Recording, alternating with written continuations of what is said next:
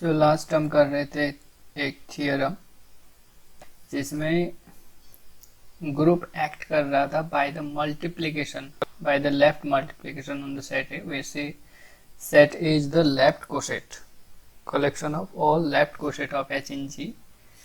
सो जहाँ पे हमने जी को शो किया transitive, second step of stabilizer of H, यानी step of H is equal to H आ रहा था। कर्नल ऑफ एक्शन जो है, kernel of action will be the intersection of x h inverse over the x belongs to G, and this kernel of phi h is the largest normal subgroup of G which contained in H, जो कि H में contained होगा।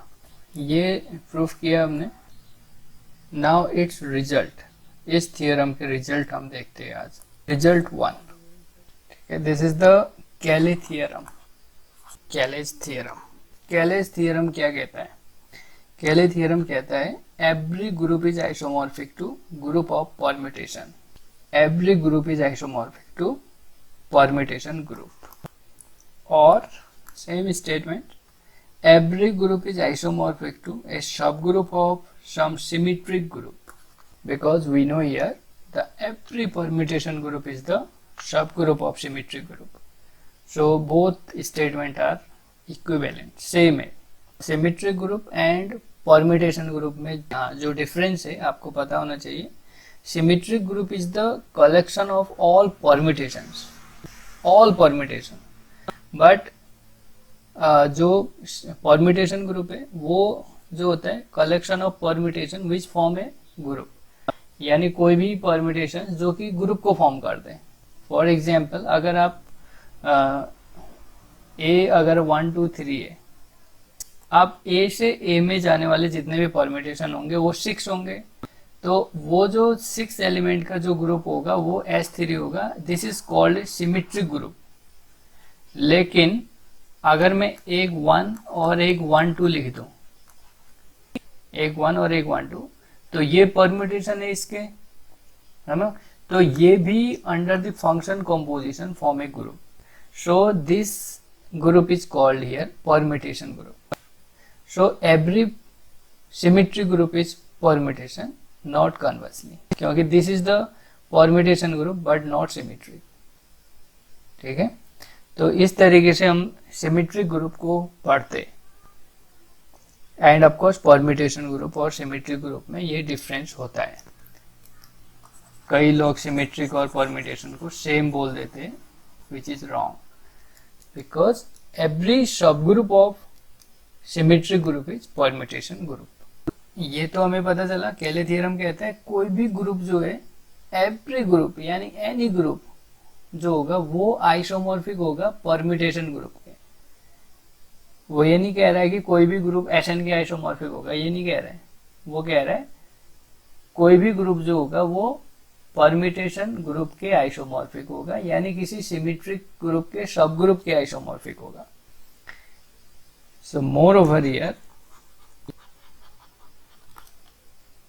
if G is finite, in the finite case, मैं ये finite case ले रहा हूँ, if G is group of order n, then the G is isomorphic to subgroup of Sn। ठीक है, तो ये एक पर्टिकुलर केस में मैं लिख रहा हूँ। अगर G का ऑर्डर n है तो वो ग्रुप जो होगा आइसोमॉर्फिक टू सब ग्रुप ऑफ Sn के होगा, यानी कोई G होगा तो किसी ना किसी Sn के सब ग्रुप के आइसोमॉर्फिक होगा। प्रूफ के प्रूफ बाद में करेंगे, पहले एग्जांपल देखो, कुछ एग्जांपल्स। जस्ट थियरम कहना क्या चाह रहे हैं। अगर मेरे पास सपोज ग्रुप है Z2, है ना, साइक्लिक ग्रुप ऑफ ऑर्डर 2, तो ये Z2 भी जो होगा वो कह रहा है कि भाई किसी न किसी परम्यूटेशन ग्रुप के आइसोमॉर्फिक होगा। तो मैं किसी न किसी परम्यूटेशन ग्रुप में यहाँ पे लिख रहा हूँ, सपोज 1 and 1 2, है ना। This is identity and this is 1 2। तो इसका ऑर्डर है 2, इसका ऑर्डर है 1। तो Z2 में भी एलिमेंट ऐसे ही होते हैं। तो Z2 जो होगा इस ग्रुप के आइसोमॉर्फिक होगा। This is generated by 1 2, this group is generated by 1 2, this is permutation group. Clear. अगर Z आपके पास Z4 हो गया तो ऑफकोर्स ये ऑर्डर 4 के एलिमेंट से जनरेट हो रहा होगा, तो मैं लिख रहा हूँ 1 2 3 4 से 1 2 3 4 परम्यूटेशन से जनरेट होने वाला ग्रुप। ठीक, अगर आपने बोल दिया चलो K4, तो केले थ्योरम ये कहते हैं कोई भी ग्रुप हो वो किसी न किसी परम्यूटेशन ग्रुप के आइसोमॉर्फिक तो होंगे ही। सो अगर K4 है तो मैं बना लेता हूँ यहाँ पे आइडेंटिटी 1 से या एप्सिलॉन से आप डिनोट कर सकते हो। आइडेंटिटी फंक्शन 1 2 3 4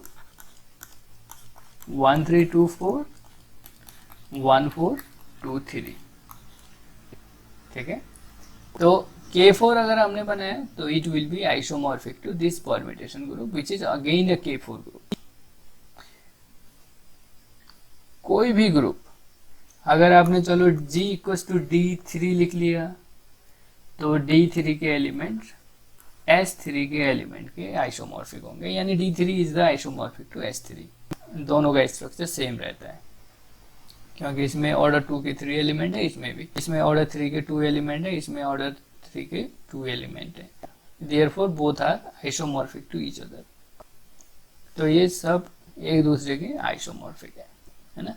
तो कोई भी ग्रुप अगर गिवन है सो वो ग्रुप जो होगा किसी न किसी परम्यूटेशन ग्रुप के आइसोमॉर्फिक होगा, ये केले थ्योरम कह रहे हैं। ठीक है, नाउ इट्स प्रूफ। देखो जैसे ही हमारे पास ग्रुप एक्शन आया, group action is a powerful tool for solving the complicated theorem. मैंने पहले भी कल भी कहा था। सो अब देखो जरा, क्योंकि हम ऑलरेडी देखो लैग्रांज थ्योरम को ग्रुप एक्शन की हेल्प से प्रूफ कर चुके हैं, बहुत इजीली हो गया था। Now we are proving the Cayley theorem with the help of this group action. So just we are doing the result of the previous theorem. सो उसमें क्या था भाई, let H be a sub group of G and A is the collection of all left coset of H in G. Yeah. Then here C act on a set A. ये हम already कर चुके हैं। अगर ये act कर रहा है so we can define a homomorphism from G to SA. ये हम ऑब्जर्वेशन में भी कर चुके हैं। जब भी ग्रुप होगा किसी ए पे एक्ट करेगा तो we always define a homomorphism from G to S A and this is called a associate permutation representation, है ना, ये हमें पता है। By previous theorem we know the kernel of this pi H. Kernel of pi H जो होता है वो जो होता है नॉर्मल सब ग्रुप होता है जी का which is largest and contained in H, है ना। so this kernel of phi H is contained in this H। ये हमें पता है भाई, फिर भी क्योंकि रिजल्ट लिख रहे हैं उसी का तो हमें ये पता है। तो अगर आपको सिंपली ये कहता है यहाँ पे state and prove the Cayley theorem, तो आपको यहाँ पे इसको कंटेनमेंट दिखाना पड़ेगा। इट मीन्स आपको यहाँ पे इसको शो करना पड़ेगा कर्नल ऑफ पाई एच जो होता है, पहले तो ये होता है x H x inverse over x belongs to G, and second one this kernel of pi H is contained in this H. ये ऑलरेडी हम थ्योरम में कर चुके हैं तो उसका रिजल्ट लिख रहे हैं, तो डायरेक्ट मैं इसको यूज कर रहा हूँ। ठीक है, यानी मैंने इसको डायरेक्ट यूज कर लिया। तो कर्नल ऑफ पाई एच जो होता है एच पे कंटेन्ड होता है। We have to show here ये जी जो होगा, है ना, ये जो होगा ऐसे के किसी न किसी सब ग्रुप आइसोमॉर्फिक होगा, हमें यही शो करना है ना। अब देखो जरा यहाँ पे ये आपका है जी और ये है ऐसे, ध्यान से देखना, ये है आपका जी, ये है ऐसे। तो जी ग्रुप है। अब मैंने ये कहा भाई ये जो जी होगा ये किसी न किसी ऐसे के सब ग्रुप के आइसोमॉर्फिक होगा। तो सपोज हमने इसमें एक ये पाई एच जो है होमोमॉर्फिज्म डिफाइन कर लिया, जो कि हम कर सकते हैं, और इसकी सपोज इमेज जो है, इसकी जो इमेज है ये सपोज पाई एच ऑफ जी आ रही है। अब हमें ये भी पता है भाई अंडर दिस होमोमॉर्फिज्म अगर ये आपका ग्रुप है तो image of this group is the again सब ग्रुप ऑफ ऐसे। लेकिन अब देखो ये रिलेशन हम कब लिख पाएंगे, यानी जी जो है मुझे ये लिखना है कि भाई जी जो है किसी न किसी सब ग्रुप के इसके किसी न किसी सब ग्रुप की आइसोमॉर्फिक होगा, ये मुझे लिखना है। यानी सपोज मैं ये लिखना चाहूँ जी जो है पाई एच ऑफ जी के आइसोमॉर्फिक होगा, जस्ट ये अगर मैं लिख दूँ तो मेरा काम हो जाएगा, क्योंकि भाई ये देखो ये पाई एच ऑफ जी जो है वो ऐसे का सब ग्रुप है, तो ये इसकी आइसोमॉर्फिक है। अगर मैं ये कर पाऊँ तो मेरा काम हो जाता, और अगर मैं इसको लिख पाऊँ तो मुझे ये पता है by the fundamental theorem of homomorphism, the fundamental theorem of homomorphism ये कहता है भाई g by kernel of f जो होता है वो आइसोमॉर्फिक होता है f of g के, और f of g is always सब ग्रुप ऑफ कोडोमेन यानी g डैश। अगर g to g डैश में f होमोमॉर्फिज्म है तो ये रिलेशन हम पढ़ते थे in the first isomorphism theorem और फंडामेंटल थ्योरम ऑफ होमोमॉर्फिज्म में, अगर आपको याद हो।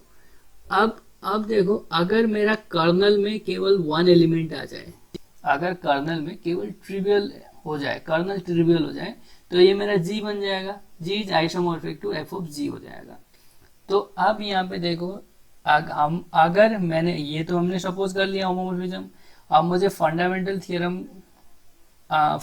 थ्योरम ऑफ होमोमॉर्फिज्म यूज कर लेता हूँ और कर्नल ऑफ पायज को मैं वन बना लेता हूँ।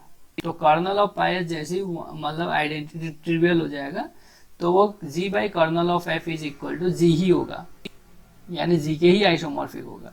सो जी जो होगा एफ जी के आइसोमॉर्फिक होगा by the F T H, so it will B सब ग्रुप ऑफ जी डैश। तो हमारा थियरम इजीली प्रूफ हो जाएगा।